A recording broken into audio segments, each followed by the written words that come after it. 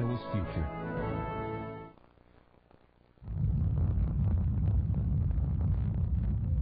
Welcome, my friends. I'm Mike Frisbee. You are viewing Iowa Public Television, and this isn't the nightly business report.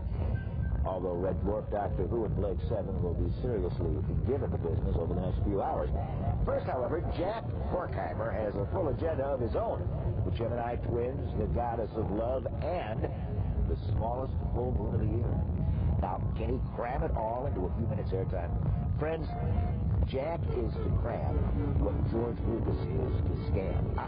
I mean marketing. Stargazer.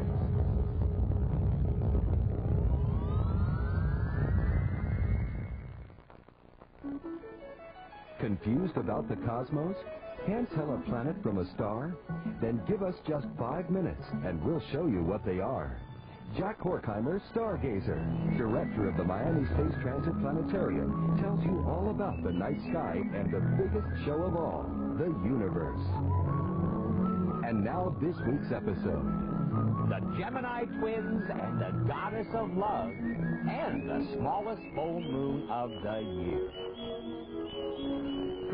Greetings, fellow Stargazers. And in case you think this Sunday night's May 30th full moon looks smaller than usual, you're absolutely right.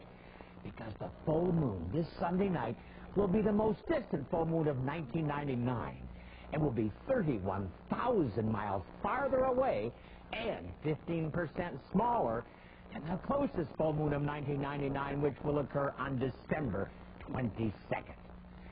But now to things even more distant than the most distant full moon. Okay, we've got our sky set up for this past weekend just after sunset facing west, where I'm sure many of you had an opportunity to see Venus form an exquisite triangle with the two brightest stars of Gemini, the stars Pollux and Castor. Now, if you go outside every night this week until about 3 hours after sunset, you will see Pollux and Castor slowly draw closer and closer to Venus, so that by Tuesday, June 1st, Venus will be almost in a straight line with Pollux and Castor and will move only slightly upward of Pollux over the next few nights. So, might I suggest a few viewing tips for the next couple of weeks?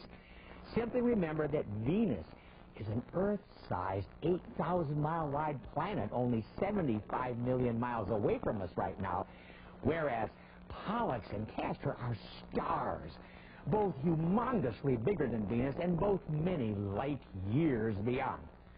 Let's start with Pollux first.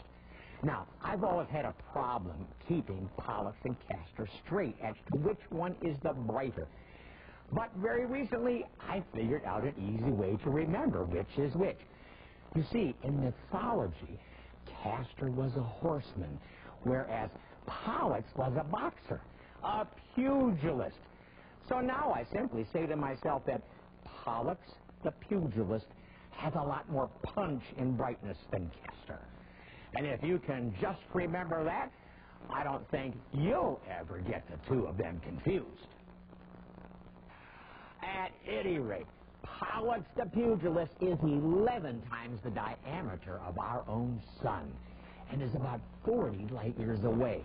But even though it is bigger and brighter than Castor, Castor takes the Celestial Whopper Prize because Castor is not just one star, but is in reality 6 stars, all spinning in an intricate cosmic waltz like 3 stellar couples. Now, while none of Castor's stars is as big as Pollux, pair A is twice the diameter of our sun, and pair B is 1.5 times our sun's diameter, leaving pair C to be the only 2 smaller than our own star, about 3/4 our sun's size.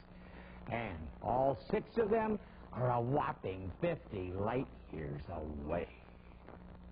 Just imagine, as you look up any clear night the next couple of weeks, you will be treated to a grand cosmic illusion from a dazzling, brilliant, close-by 8,000-mile-wide planet to the legendary Gemini twins.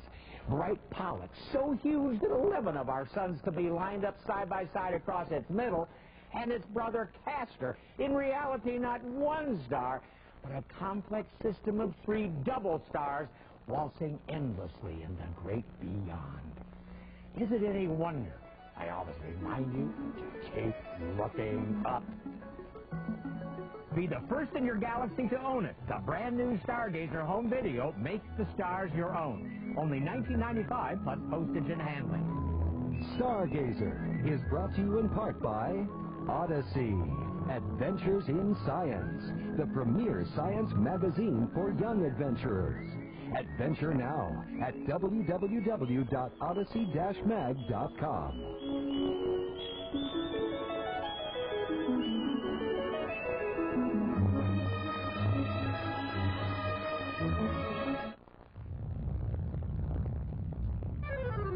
Here with episode 1 of season 8, the new Red Dwarf series, which, as you'll see, brings huge changes for the Dwarf Boys. Huge changes. Despite radical plot jumps, ongoing tastelessness, and general cattiness, Red Dwarf has become BBC Two's longest-running and highest-rated sitcom. It's even become a huge hit in Japan, which is sort of like the French idolizing Jerry Lewis, but less insulting. Of course, Don Knotts is big in isolated Corinth in Mississippi, so you can't draw generalizations about these things. New as Red Dwarf on Iowa Public Television.